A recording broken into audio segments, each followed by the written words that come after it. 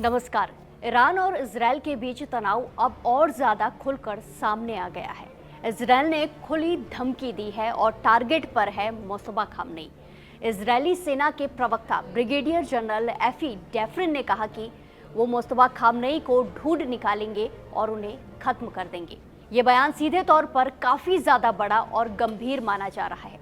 दरअसल एक इंटरव्यू के दौरान इजरायली सेना के प्रवक्ता ब्रिगेडियर ने कहा कि हम मुस्तफा खामनेई के बारे में नहीं जानते, हम उन्हें सुनते नहीं हैं, हम उन्हें देखते नहीं हैं, लेकिन मैं आपको एक बात बता दूं, हम उनका पता लगाएंगे, उन्हें ढूंढ निकालेंगे और उन्हें मार डालेंगे। ऐसा उन्हें बयान दिया है। इसी के साथ रिपोर्ट्स के अनुसार उन्होंने एक सवाल के जवाब में कहा कि आईडीएफ के पास उनकी कोई जानकारी नहीं है, लेकिन मैं एक बात कह सकता हूं कि हम जारी रखेंगे।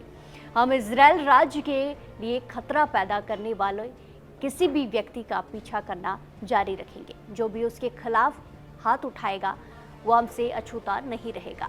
हम उसका पीछा करेंगे, उसे खोजेंगे और उसका खात्मा करेंगे। ये धमकी ऐसे समय में सामने आई है जब इजरायल ने दावा किया है कि उसने हवाई हमलों में ईरान के राष्ट्र सुरक्षा प्रमुख अली लारिजानी को मार गिराया है। वहीं अब इजरायल के दावे के बाद ईरान ने भी अपनी सर्वोच्च राष्ट्रीय सुरक्षा परिषद के प्रमुख अली लारिजानी की मौत की आधिकारिक पुष्टि कर दी है। ईरान की तरफ से कहा गया कि अली लारिजानी एक हवाई हमले में मारे गए। इस हमले के पीछे इजरायल का हाथ बताया जा रहा है।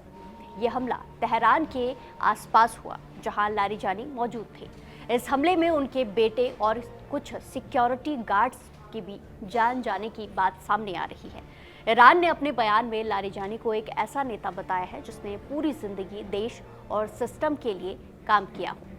अगर लारिजानी की बात की जाए तो वो ईरान की राजनीति का एक बहुत बड़ा नाम है।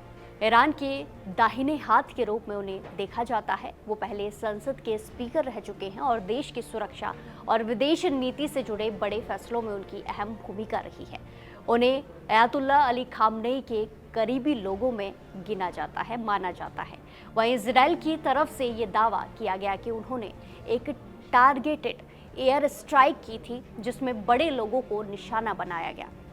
वहीं मुस्तफा खामनेई अली खामनेई के बेटे हैं और हाल ही में उन्हें ईरान का नया सर्वोच्च नेता बनाया गया। हालांकि दिलचस्प बात यह है, खास बात यह है कि उनकी ताजपोशी के बाद से वो सार्वजनिक रूप से ज़्यादा नजर नहीं आए हैं, सामने नहीं आए, जिससे उनकी लोकेशन और सुरक्षा को लेकर कई सारे सवाल उठते रहते हैं। इसी बीच इजरायल लगातार ईरान पर हमले करने का दावा भी कर रहा है। दोनों तरफ से खैर हमले हो रहे हैं। वहीं इजरायल के प्रधानमंत्री बेंजामिन नेतन्याहू और रक्षा मंत्री की तरफ से भी सख्त बयान दिए गए हैं। नेतन्याहू ने अपनी मौत की अफवाहों पर भी प्रतिक्रिया दी और इसे मजाक में कहा कि मैं जिंदा हूँ। ये बयान ऐसे समय में आया है जब सोशल मीडिया पर उनके बारे में कई तरह की बातें फैल रही थी, अफवाह फैल रही थी। इस पूरे तनाव का असर अब सिर्फ दोनों देशों तक सीमित नहीं रहा है। हॉर्मुज को लेकर भी बयानबाजी तेज हो गई है, जिससे दुनिया भर में तेल सप्लाई और कीमतों पर इसका असर पड़ता साफ तौर पर दिखाई दे रहा है। लोग परेशान हैं। अगर हालात ऐसे ही बने रहे तो मिडिल ईस्ट में तनाव और ज़्यादा बढ़ सकता है और इसका असर पूरी दुनिया पर दिख सकता है और दिख भी रहा है।